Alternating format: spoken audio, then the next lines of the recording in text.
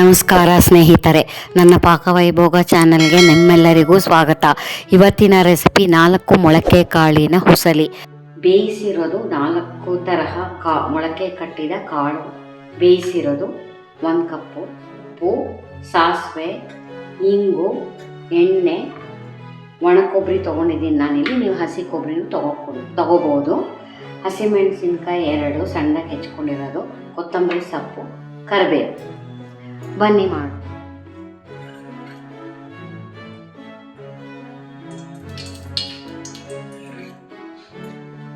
ಎರಡೂವರೆ ಸ್ಪೂನ್ ಎಣ್ಣೆ, ಅರ್ಧ ಸ್ಪೂನ್ ಸಾಸಿವೆ, ಕರಿಬೇವು,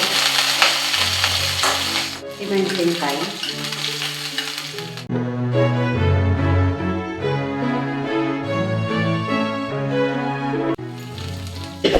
ಇಂಗು, ಕಾಳು ಬೇಯಿಸಿ ಇಟ್ಕೊಟ್ಟಿರೋದು,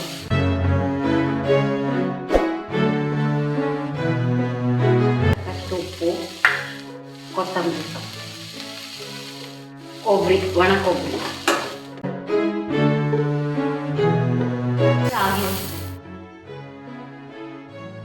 ಈ ರೆಸಿಪಿ ನಿಮಗೆ ಇಷ್ಟವಾದಲ್ಲಿ ನನ್ನ ಪಾಕವೈಭೋಗ ಚಾನಲ್ಗೆ ಲೈಕ್ ಮಾಡಿ, ಶೇರ್ ಮಾಡಿ, ಸಬ್ಸ್ಕ್ರೈಬ್ ಮಾಡಿ.